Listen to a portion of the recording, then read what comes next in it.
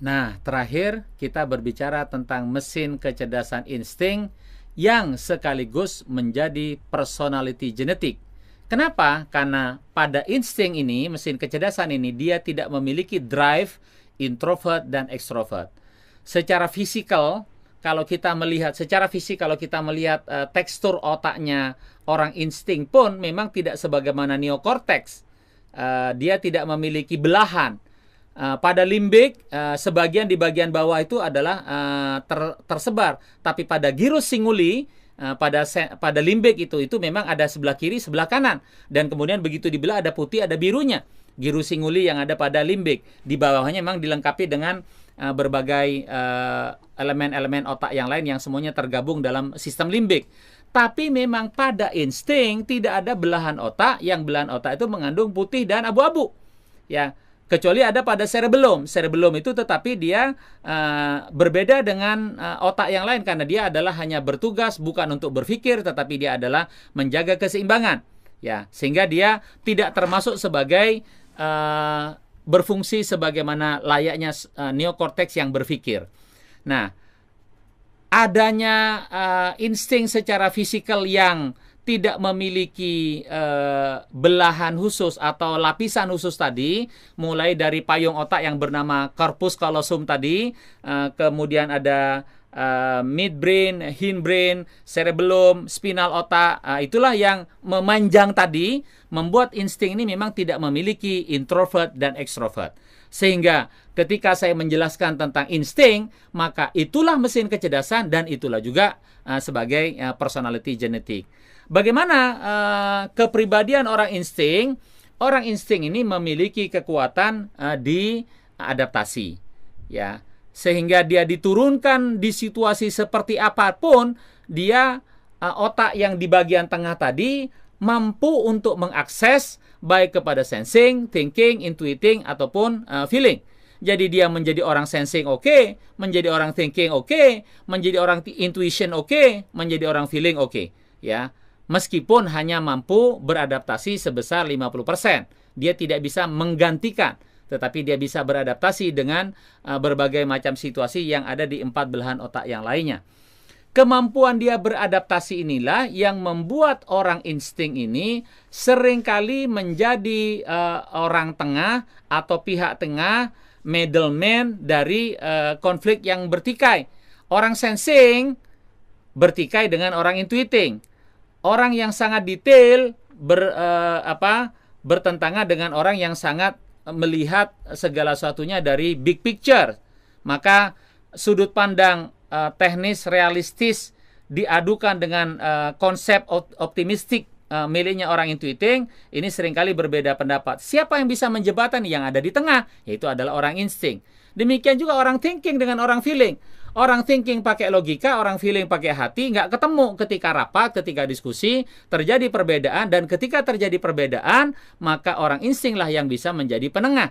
Ya, ditambah dengan daya adaptasi dia yang kuat sehingga dia bisa memahami thinking itu seperti apa, feeling seperti apa, sensing seperti apa, intuition seperti apa. Nah, itulah yang membuat orang insting menjadi orang tengah juru damai yang sangat efektif, menjadi mak comblang yang bagus, menjadi hub yang efektif. Ditambah lagi ketika dia berpikirnya orang insting sangat berbeda dengan mesin kecerdasan yang lain. Kenapa? Karena dia berpikir sangat komprehensif, dia berpikir sangat holistik dalam satu pikir, dalam satu kali berpikir. Jadi berpikirnya orang insting itu adalah berpikirnya seseorang secara holistik, mempertimbangkan semua masukan dari 4 belahan otak yang lainnya sehingga kemudian dia berpikir secara lengkap, ya, komprehensif dan holistik dan cepat mengatakan sesuatu, sehingga seringkali memang mengagetkan bahwa pandangan-pandangan orang insting ini lebih mudah diterima oleh orang lainnya karena dia selalu menawarkan posisi di tengah, posisi yang kompromistik, ya. Itulah orang insting. Nah, sejatinya orang insting ini menjadi komplementasi bagi orang lain. Dunia ini tidak aman kalau nggak ada orang insting. Dunia ini hambar kalau tidak ada orang insting. Dunia ini akan banyak peperangan kalau tidak ada orang insting.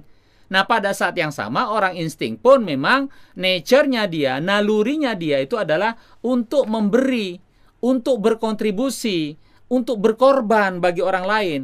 Jadi justru kalau dia nggak kepake, orang insting ini adalah nothing, dia nggak diperlukan oleh suaminya, istrinya, anaknya, tetangganya, kehidupan sosialnya, teman-temannya. Dia merasa hampa. Kehampaannya orang insting ini berbahaya.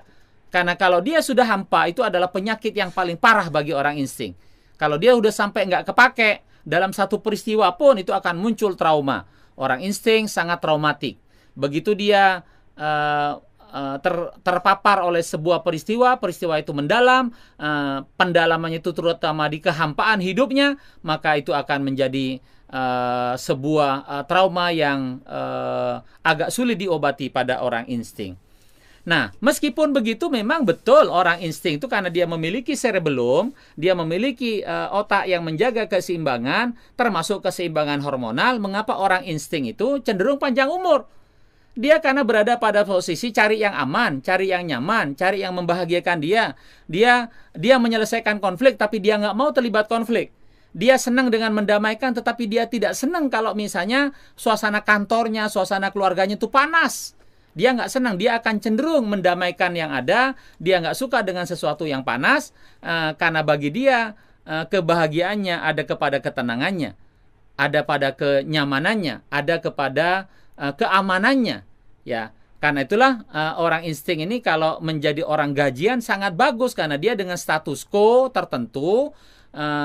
Dia kemudian ada pegangan, dari situ dia merasa ada rasa aman, meskipun mulai dari level yang barangkali tidak dia minati, tapi begitu dia merasakan di situ dia bahagia, maka dia akan awet di tempat itu. Ya, itu adalah orang insting.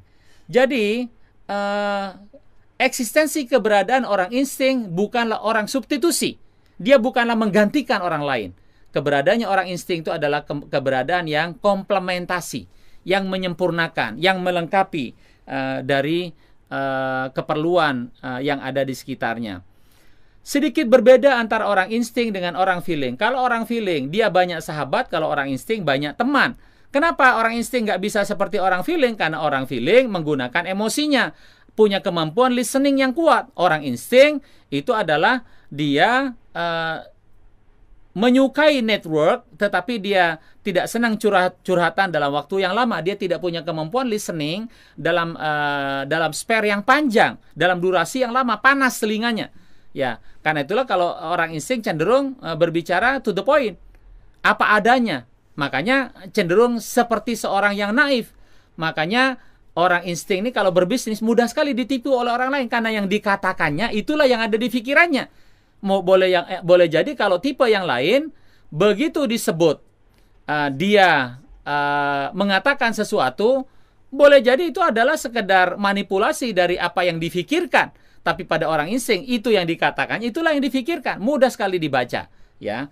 Nah, jadi ditambah dengan orang insting itu sangat spontan bereaksi terhadap segala sesuatu karena yang menjadi komando di dalam otaknya itu adalah saraf parasimpatik yang berada di sepanjang tulang belakangnya, di spinal otaknya. Nah, itu mengapa orang insting menjadi orang yang paling spontan. Kalau dibahasakan secara positif, di antara semua tipe, yang paling responsif terhadap sesuatu itu adalah orang insting. Orang insting segera berada di mana dia diperlukan. Nah, sebagai penutup, 9 personality genetik tadi sudah saya sampaikan semuanya. Maka tentu yang namanya ilmu dan pengetahuan itu adalah seperti lautan yang tidak pernah bisa kering-kering tintanya ditulis. Demikian juga dengan Stephen. Banyak sekali yang masih bisa kita bahas, namun pada kali ini saya coba melengkapi dari apa yang tidak ada di dalam buku penjelasan hasil tes, supaya teman-teman memiliki perspektif yang berbeda. Percayalah bahwa Stephen sudah mulai diterima oleh banyak masyarakat, era Stephen akan segera datang, dan barang siapa tidak memiliki kefahaman tentang Stephen, maka dia akan ketinggalan zaman. Karena dengan Stephen mempermudah hidup dia di dalam menuju kepada sukses mulianya, tetapi Stephen juga bisa menjadi alat untuk menganalisa, pisau analisa yang tajam untuk memandang berbagai macam persoalan, mulai dari politik, ekonomi, sosial, budaya, antropologi, pasutri, pasangan hidup, parenting, dan macam-macam lagi yang lain. Jadi insya Allah dengan berbekal mengetahui 5 mesin kecerdasan dan 9 personality genetik, Anda akan memiliki pisau yang tajam untuk menyelesaikan, menjalani hidup Anda dengan jauh lebih sederhana.